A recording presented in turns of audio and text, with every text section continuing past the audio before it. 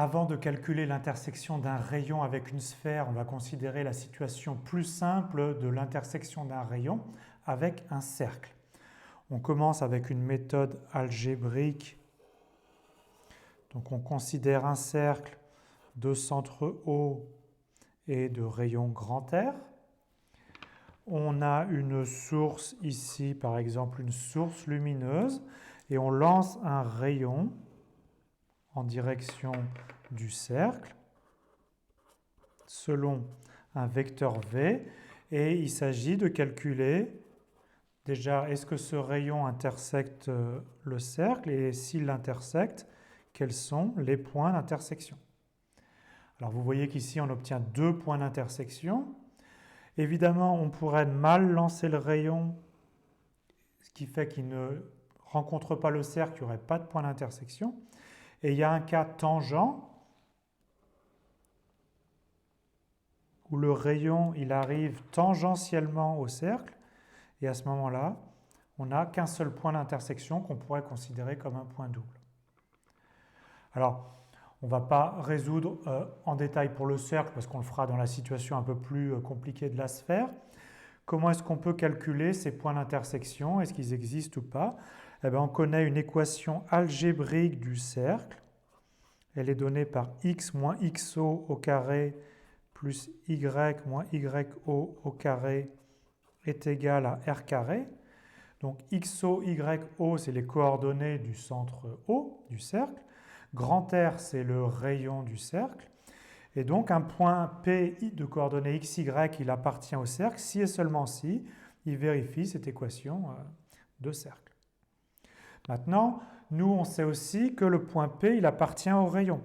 Donc notre point P qui a pour coordonnées xy, c'est un point du rayon, donc il s'écrit le point S plus un multiple du vecteur V, avec un certain paramètre t qui correspond par exemple au temps qu'a mis notre rayon pour arriver sur le cercle. Et il s'agit de trouver le temps t ou les temps t qui conviennent. Donc ça veut dire quoi? Ça veut dire qu'en fait x, c'est xs plus t xv. J'ai regardé juste la première coordonnée. Et là, y, c'est ys plus t yv. Donc maintenant, x et y, ils doivent à la fois vérifier ces deux équations qui disent que le point P est sur le rayon, mais en même temps, P il doit être sur le cercle, vu qu'on cherche l'intersection. Et donc, on va injecter x avec cette formule-là dans l'équation. On va injecter y aussi dans l'équation. Et on va obtenir, qu'est-ce qu'on va obtenir? On va obtenir une équation du second degré en t. D'accord? Donc maintenant, notre inconnu, c'est t. Et on a une équation du second degré parce que vous voyez qu'il y a ici des carrés qui apparaissent. Donc, je vous laisse écrire les détails si vous voulez. Mais une équation du second degré, on sait qu'il y a trois situations possibles. Soit le discriminant est strictement positif et il va y avoir deux solutions réelles t, ça correspond exactement à notre premier cas où on a deux points d'intersection. Vous avez t1 et t2. Soit le discriminant est strictement négatif et il n'y a pas de solution, c'est lorsqu'on a raté le cercle. Et puis il y a un cas limite lorsque le discriminant est nul, où il y a une seule solution ou une solution double, c'est exactement le cas tangent.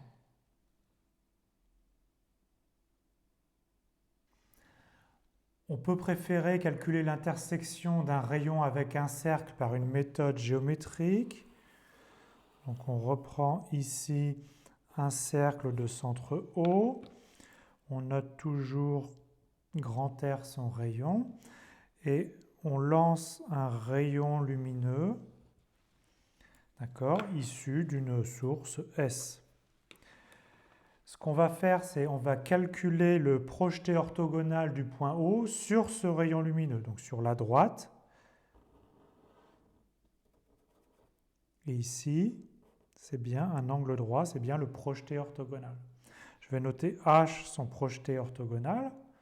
Et donc, pour savoir s'il y a une intersection, vous voyez que si la distance OH est plus grande que le rayon, on n'a pas de solution.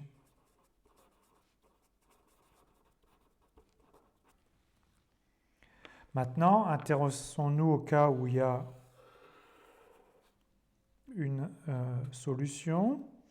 Donc on reprend toujours notre cercle de rayon grand R. On lance un rayon.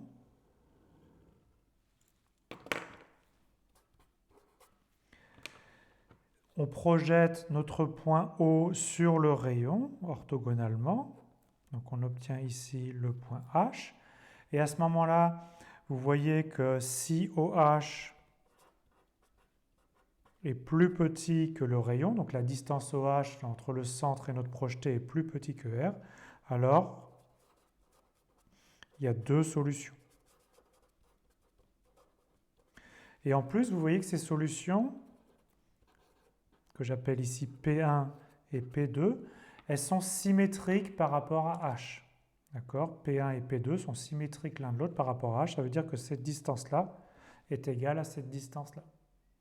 Donc ce sera facile, une fois qu'on a trouvé H, de déterminer P1 et P2. Notez que dans cette configuration OH plus petit que R, le cas d'égalité OH est égal à R, c'est le cas où les points P1 et P2 sont confondus en un point double.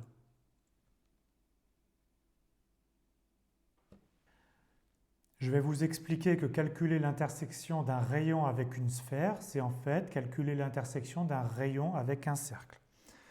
Donc on considère une sphère, donc on fait un dessin dans l'espace, une sphère de centre O et de rayon grand R. On lance un rayon sur cette sphère. Donc le rayon, il est issu d'une certaine source selon une direction. Et donc ce qu'on souhaite, c'est calculer l'intersection ou les intersections du rayon avec la sphère. Donc ici, on a un point P1 qui est bien visible et on a un point P2 qui correspond à la sortie du rayon. Et maintenant, on va se ramener à une situation dans le plan. Donc on va considérer le plan qui contient le centre de la sphère O et qui contient le rayon. Il y a un unique plan défini comme ça. Donc je vais le dessiner comme ça. Donc je répète, ça c'est le plan qui contient à la fois le centre O et tout le rayon. Et maintenant, je vais vous dessiner ce qui se passe uniquement dans ce plan-là. Donc on a une sphère de centre O et on coupe par un plan qui contient ce centre. Et donc l'intersection de la sphère avec un plan, c'est un cercle, et en plus on a le centre O qui est dedans, et donc le cercle, en fait, il est bien de même rayon R que le rayon de la sphère. On a dit aussi que notre plan, il contenait le rayon par définition. Donc le rayon, il est bien visible dans le plan, et donc le point S aussi, et le vecteur V aussi. Et donc on s'est tout simplement ramené à la situation vue juste avant de l'intersection d'un rayon avec un cercle, et donc on sait décider s'il y a des intersections, combien il y en a et comment les calculer.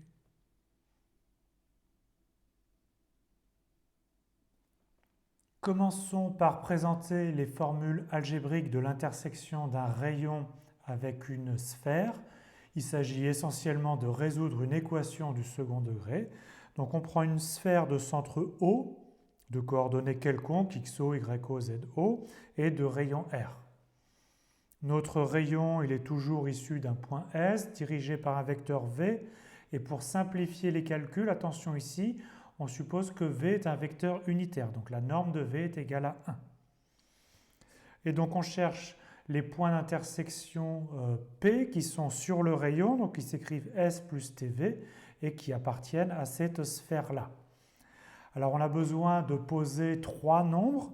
Le premier nombre, grand B, c'est V scalaire OS, donc V c'est le vecteur direction, OS c'est le vecteur qui relie le centre de la sphère à notre source. On pose grand C qui est la distance OS carré moins le rayon au carré. Et on pose delta qui va jouer le rôle d'un discriminant, comme pour les équations du degré 2, qui est B carré moins C carré. avec B et C qui sont nos nouveaux nombres qu'on a définis ici. Et maintenant, voici le résultat. Il y a 3 situations. Soit le discriminant est négatif, soit il est nul, soit il est positif.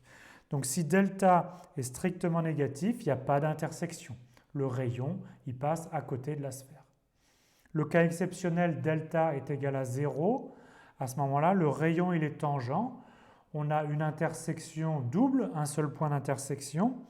Et le paramètre qui donne ce point d'intersection, donc le paramètre t qui convient, dans ce cas-là, c'est le paramètre t0 qui est égal à moins b. Et donc le point P0, c'est S plus T0V. Et le cas qui nous intéresse le plus, c'est le cas où le discriminant delta est strictement positif. Et à ce moment-là, il y a 2 points d'intersection P1 et P2. Et leurs paramètres sont T1 qui est moins B moins racine de delta, et T2 qui est moins B plus racine de delta.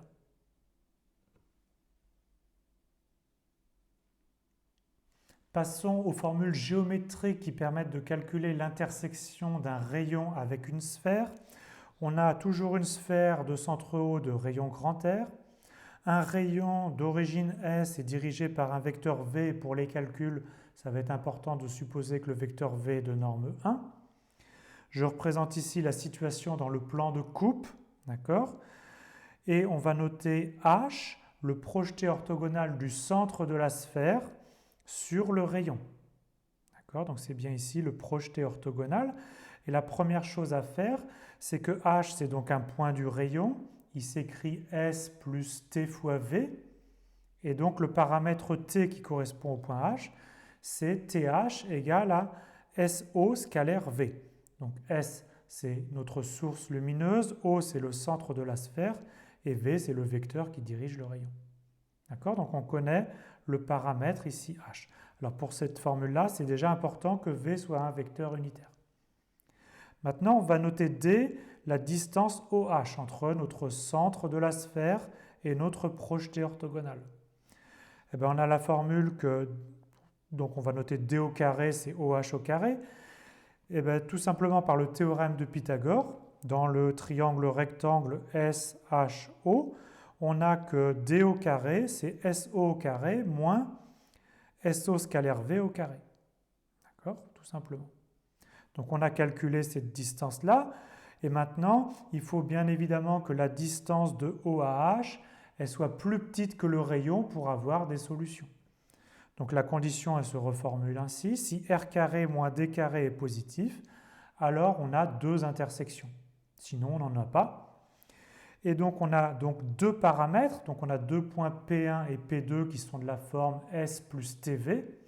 On a un paramètre T1 pour P1, un paramètre T2 pour P2, et ces paramètres sont TH qu'on a calculé au début, moins racine carrée de grand R carré moins D au carré. Et l'autre, c'est symétrique, T2, c'est TH plus racine de R carré moins D au carré. Et donc vous voyez, c'est ce qu'on avait dit, les points P1 et P2, ils sont symétriques par rapport à H.